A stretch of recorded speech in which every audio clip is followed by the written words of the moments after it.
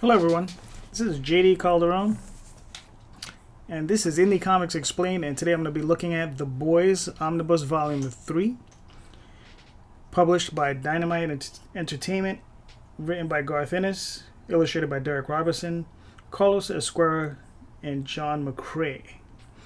Now this is the third omnibus in the series. There's a total of 6 of them.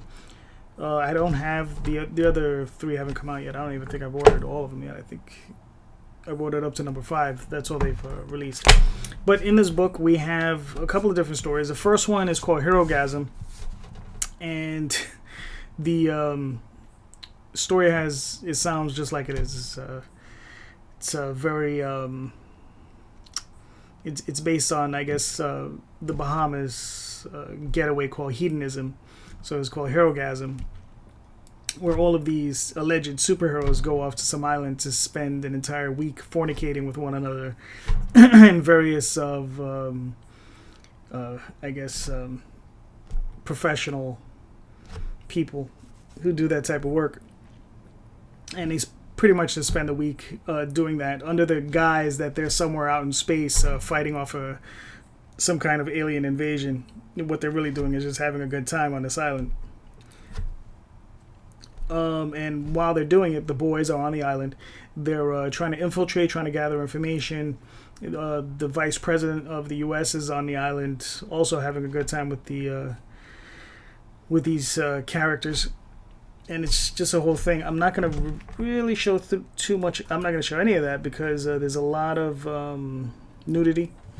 And I don't know how that would work out. Yeah, there's one of the safer pictures. But the next section has to do with the company Vought wanting to get even with the boys. So they send in this superhero group and this other character, and they go after the boys. And the boys, unlike the TV show, they have actual superpowers because they've taken Compound V, which is the element that allows individuals to develop superpowers. It's like anything else. Once in a while, you'll end up with a character like, I guess his name is a Samaritan, which is their cipher of Superman, where you'll once in a while end up with a character like that. But for the most part, they end up with these quirks. Some of them are fast, some of them are slow. They have different powers.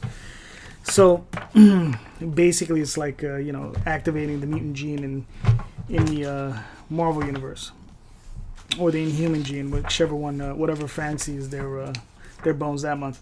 But the story that really interested me is this one.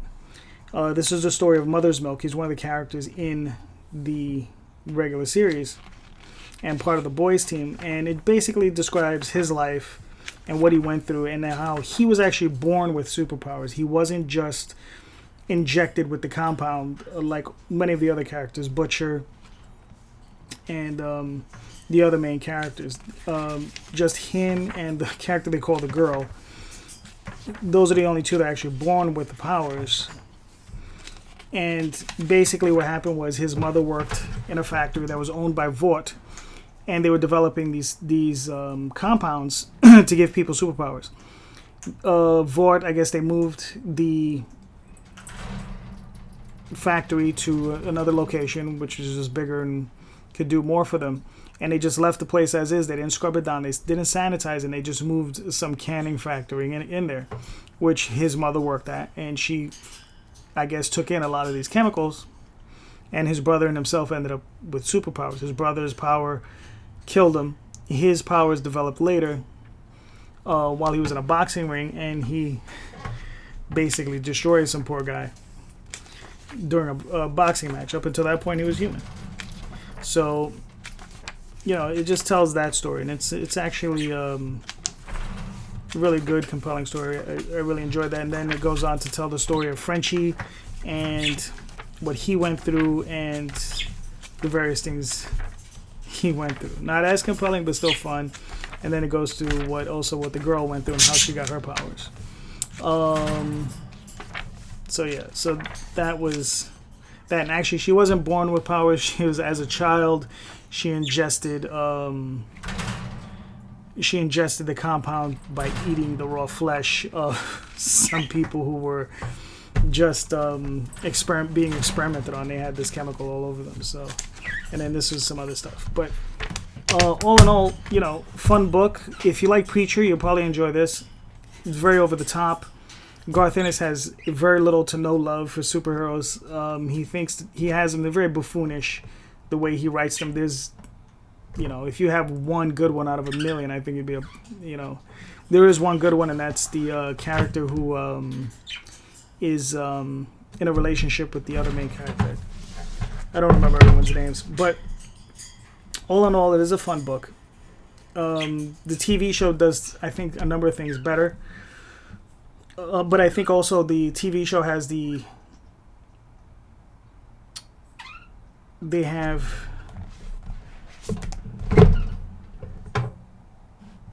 can look back on this series and then take out the parts they want and then rebuild it.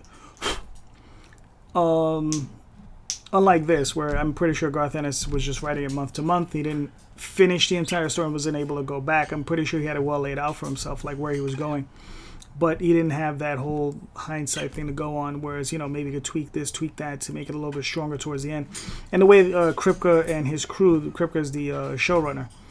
The only reason I know the names is because I watched Supernatural, and he's the one that started that series, and I really enjoyed that series. But he takes the story with Butcher, and he turns it on its ear, where it's just different. Because in this series, Butcher's mean, and he's violent, and he's very surly. In the other one, he is as well. But in that one, he doesn't have superpowers. He's just a normal guy. The only one with powers is the girl. I think they named her Kamiko in the TV show.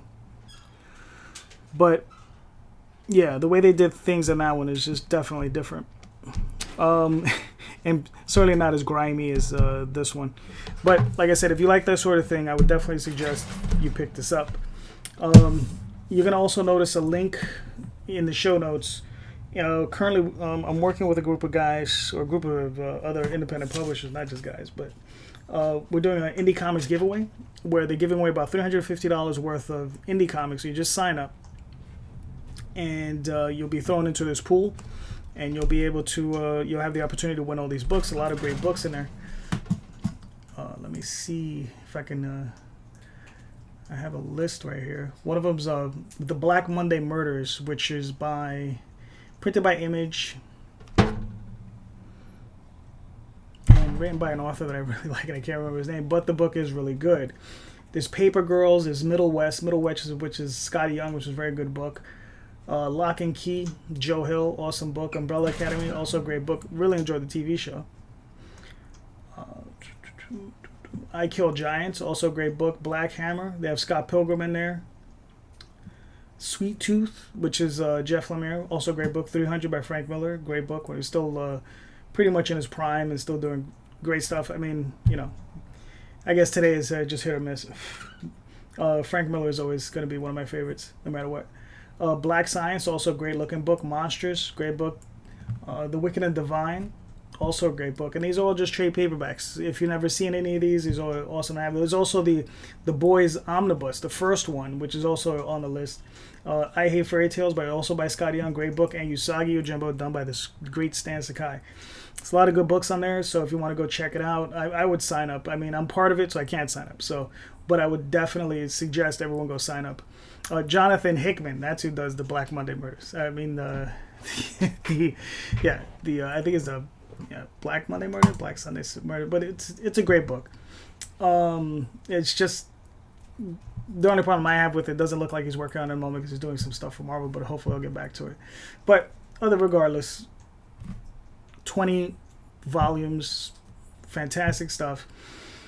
Sign up and win. And if you want to check out some of my stuff, you can go check out theoswaldchronicles.com or talltalesonline.com.